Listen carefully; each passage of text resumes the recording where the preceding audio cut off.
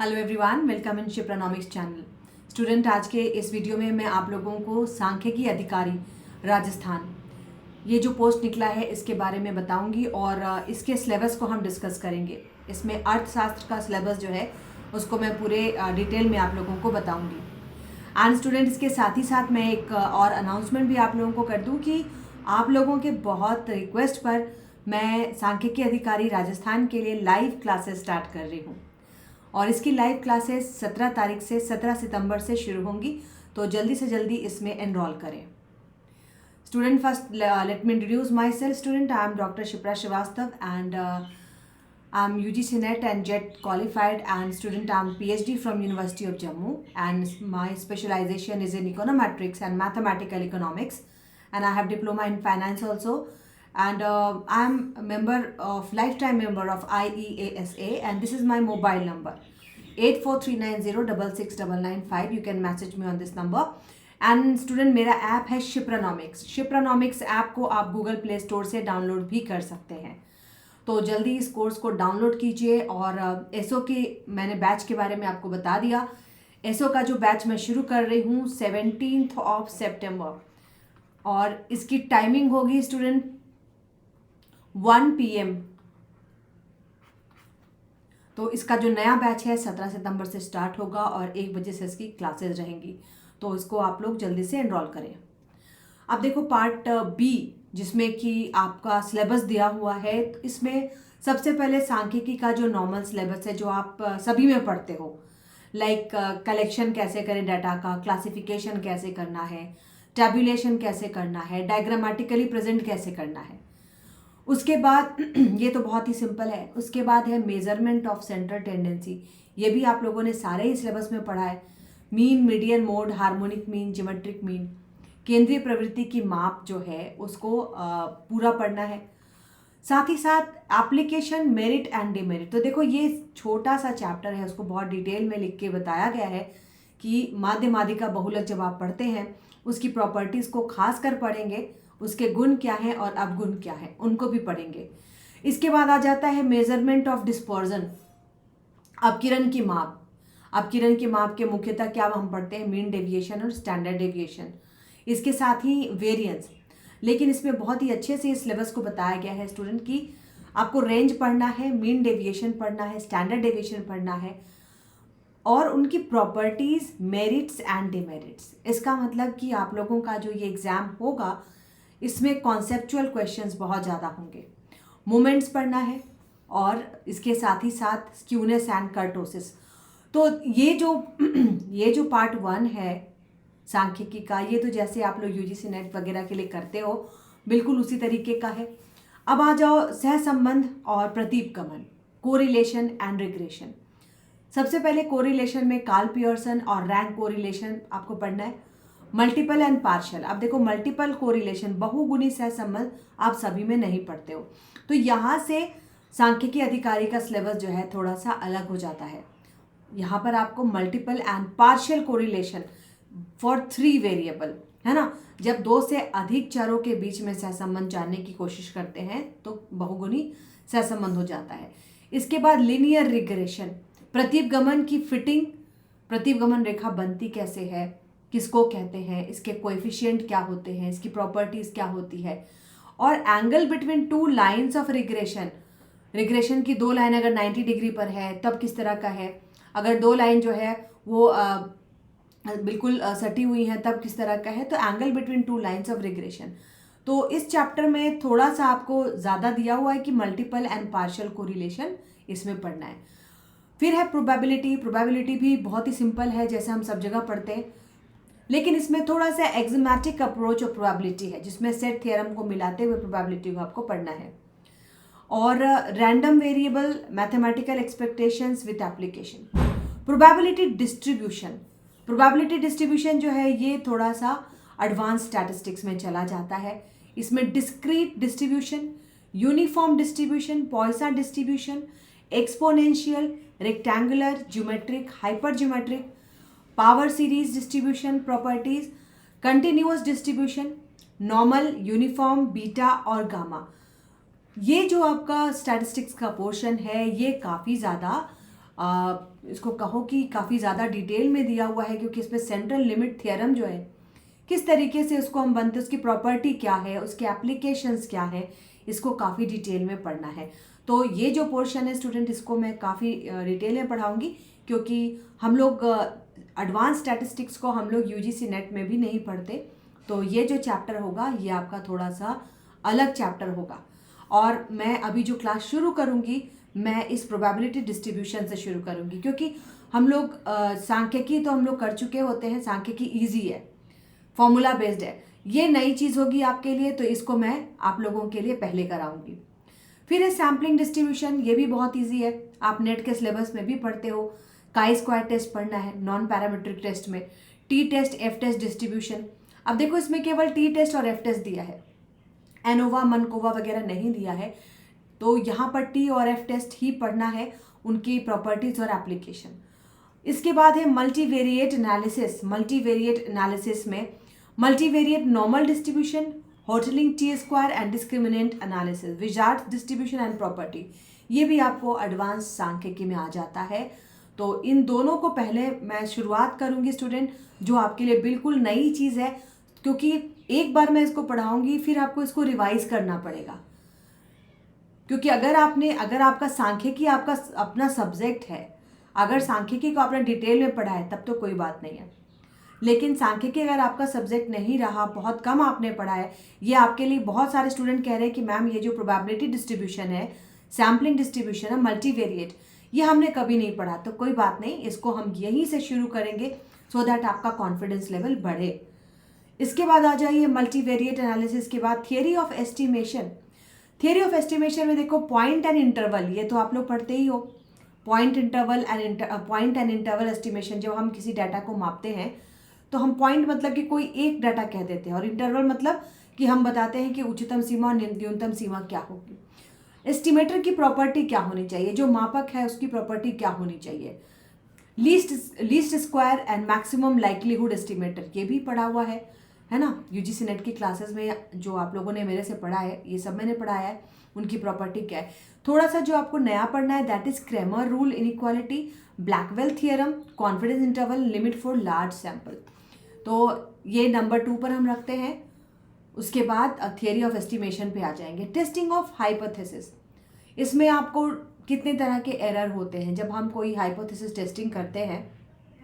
खासकर जो आप लोग पीएचडी वगैरह करोगे स्टूडेंट, तो आप लोगों को उसमें ये बहुत काम देगा।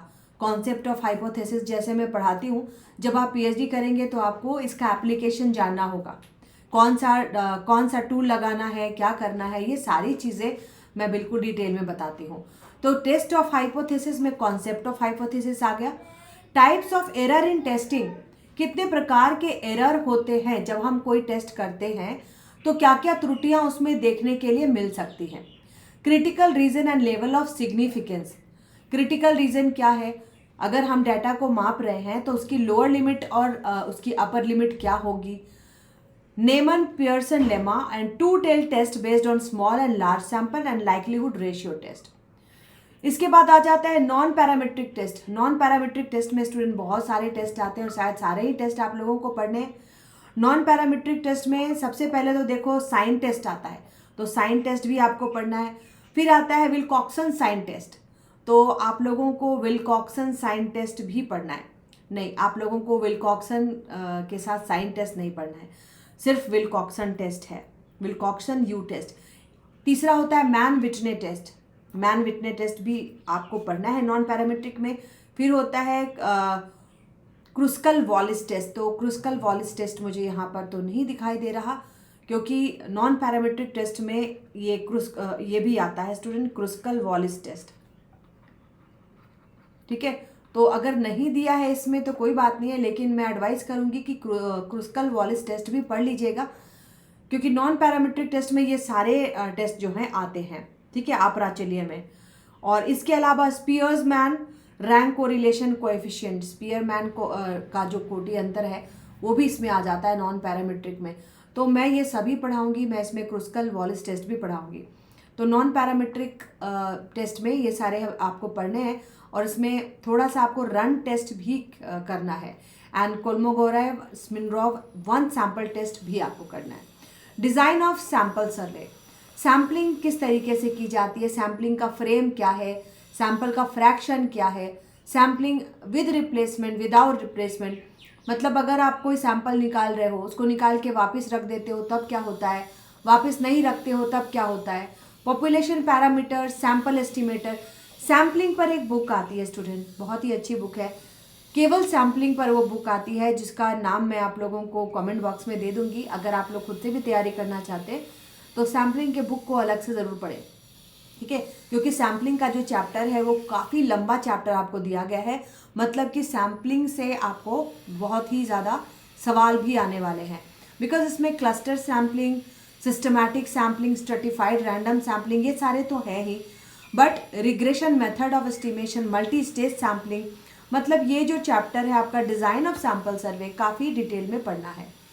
फिर आ जाइए design of experiment, analysis of variance, ANOVA, 1 way and 2 way, principle of design, completely randomise design, randomise block design भी आपको पढ़ना है, लैटिन स्क्वायर डिज़ाइन भी पढ़ना है, split plot and strip plot design, BIBD completely.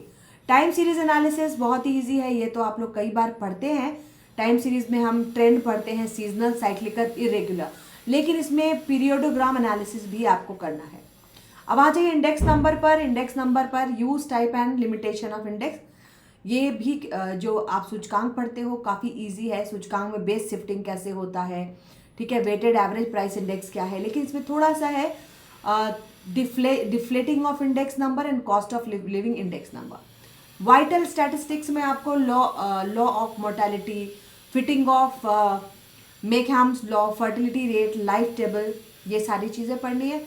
Kings method, statistical organisation of India में CSO, NSSO, इनके बारे में आपको पढ़ना है। एग्रीकल्चर का सेंसस कैसे बनता है, लाइव स्टॉक का सेंसस कैसे बनता है। तो ये काफ़ी स्टूडेंट आपके लिए जो इकोनॉमिक्स के स्टूडेंट हैं उनके लिए सिलेबस थोड़ा सा टफ हो सकता है, थोड़ा नहीं बहुत टफ हो सकता है। इसको टाइमली स्टार्ट करेंगे सो दैट सिलेबस तो कवर हो ही जाए, एक बार आप रिवाइज भी कर सकें। इसके बाद माइक्रो इकोनॉमिक्स। अब माइक्रो इकोनॉमिक्स में तो बहुत ही सिंपल है। माइक्रो में आपको कंज्यूमर बिहेवियर है, कंज्यूमर के बाद प्रोड्यूसर इक्विलिब्रियम, इसके बाद आपको price determination in perfect competition and monopolistic competition. एक मार्केट को छोड़ दिया गया है इसमें, वो मार्केट है ओलिगोपोली, लेकिन आपको मैं ओलिगोपोली भी करा दूंगी क्योंकि ओलिगोपोली बहुत ही इंपॉर्टेंट चैप्टर होता है। यहाँ पे पैरेटो ऑप्टिमल कंडीशन डाला गया जो कि वेलफेयर इकोनॉमिक्स है। तो देखो, पैरेटो ऑप्टिमैलिटी परफेक्ट कंपटीशन के मार्केट में मिलती है, इम्परफेक्ट में नहीं मिलती, इसलिए शायद पैरेटो ऑप्टिमल कंडीशंस यहाँ डाल दिया गया है ताकि हम उसमें ओलिगोपोली को भी ले लें। तो माइक्रो इकोनॉमिक्स में मैं आपको उपभोक्ता उत्पादक संतुलन, साथ में लागत के बाद बाजार। मैक्रो इकोनॉमिक्स में आ जाइए, नेशनल इनकम है, method of national income, investment function, money supply, high powered money and central and commercial bank. इसके बारे में मैं तब बताऊंगी स्टूडेंट कि इसके बारे में आप लोग RBI.org, इससे आप बहुत सारे नोट्स तैयार कर सकते हो, खासकर जो कॉमर्शियल बैंक्स के बारे में है, हाई पावर्ड मनी के बारे में, RBI के बारे में। इस साइट पर आपको काफ़ी सारे नॉलेज मिल जाते हैं। पब्लिक फाइनेंस का बहुत ही छोटा सिलेबस दिया है, सबसे बड़ा सिलेबस आपको इकोनोमेट्रिक्स का दिया गया है, जिसको हम पहले शुरुआत ही वहीं से करेंगे। पब्लिक फाइनेंस में role of government in organise society, private good, public good, merit good, market failure, budgetary deficit and GST। बहुत ही छोटा सिलेबस है पब्लिक फाइनेंस का, इसमें आपको जो सिद्धांत हैं, सिद्धांत पढ़ने के लिए नहीं दिया गया है। इंटरनेशनल इकोनॉमिक्स की बात करें तो इसका भी बहुत ही छोटा सा सिलेबस है। Component of balance of payment, component of trade and recent foreign policy, इसमें आपको अंतर्राष्ट्रीय अर्थशास्त्र के जो सिद्धांत हैं वो नहीं करने। Economics of growth and development में इसमें भी बहुत ही छोटा सिलेबस है। फैक्टर अफेक्टिंग ग्रोथ, हमारे आर्थिक व्यवस्था के ग्रोथ को क्या अफेक्ट कर रहा है, poverty, inequality of income, human development index and sustainable. तो बहुत ही छोटा सिलेबस है डेवलपमेंट का, एंड इंडियन इकोनॉमी का भी सिलेबस जो है बहुत ही छोटा कहूँगी मैं। Agriculture reforms, recent industrial policy, मतलब देखो इंडियन इकोनॉमी के सिलेबस में जो एक बार में मुझे दिख रहा है कि थोड़ा सा ट्रेडिशनल है, बाकी सारा करंट से जुड़ा हुआ है। एग्रीकल्चर रिफॉर्म की बात की गई है, जितनी भी सरकार की योजनाएं हैं, टोटल योजना को आप इसमें कवर कीजिएगा। रीसेंट इंडस्ट्रियल पॉलिसी, तो अभी का जो इंडस्ट्रियल पॉलिसी है इसके लिए आप गवर्नमेंट के इंडस्ट्रियल साइट पर जाकर के देख सकते हैं। स्कीम ऑफ अनएम्प्लॉयमेंट, गवर्नमेंट की आज तक जितनी भी योजनाएं हैं अनएम्प्लॉयमेंट को हटाने की, वो सब कीजिए। पॉवर्टी एलिविएशन के भी कौन कौन से प्रोग्राम चलाए गए हैं। Globalisation, privatisation and recent monetary and fiscal policy, this is very important. Monetary policy में चेंजेस होते रहे हैं, फिजिकल पॉलिसी में चेंजेस होते रहे हैं, और ये सारे चेंजेस मैंने आपको बताया कि आरबीआई के साइट पर आपको मिलेगा। तो मैं जो स्टूडेंट पढ़ाऊंगी इसमें आपको मैं अपडेटेड आंकड़े दूंगी, खासकर मनी एंड बैंकिंग और इंडियन इकोनॉमी दोनों के जो रहेंगे अपडेटेड आंकड़े रहेंगे। फिर आ जाइए एलजेब्रा। एलजेब्रा कहने को यहाँ पर दिया जा रहा है, बट ये क्या है, ये आपको कैलकुलस दिया जा रहा है, ठीक है, क्योंकि यहाँ पर आपको पढ़ना है relation between root and coefficient, repeated roots, elementary systematic function, algebra of matrices, rank and determinant of matrices, eigen value and eigen vector.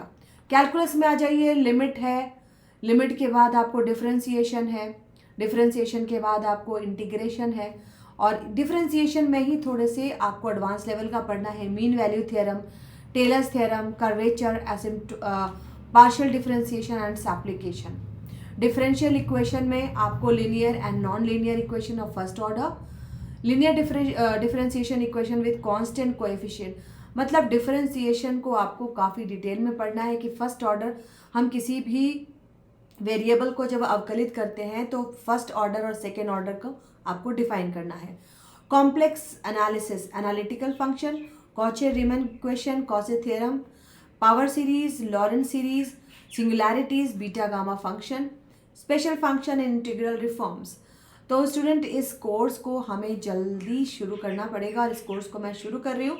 And इसके साथ ही साथ जो fundamental of IT and computer application है वो भी मेरे द्वारा आपको बताया जाएगा, because computer application is not very tough, इसको हम आराम से कर सकते हैं। तो मैं इस कोर्स को 17 सितंबर से शुरू करूँगी, एंड सबसे पहले हम कवर करेंगे पूरी सांख्यिकी और इकोनोमेट्रिक्स का पोर्शन, सो दैट आप एक कॉन्फिडेंस लेवल पर आ जाएं और इसको ख़त्म कर सकें एंड रिवाइज भी कर सकें, ठीक है। एंड स्टूडेंट, इसका जो कोर्स है मेरे द्वारा पब्लिश कर दिया गया है स्टैटिस्टिकल ऑफिसर का, और इसकी तारीख मैंने बता दी आपको, 17 सितंबर से मैं इसको शुरू कर रही हूँ। एंड इसकी टाइमिंग रहेगी 1 PM, मंडे टू फ्राइडे। तो आज के लिए इतना ही स्टूडेंट, आप लोग इस कोर्स को सब्सक्राइब करें जल्दी। एंड इसके लिए आपको क्या करना है, you have to download Shipranomics app from Google Play Store, and एक बार आप लोग सभी जुड़ जाइए, एक बैच बन जाए, फिर मैं इसको स्टार्ट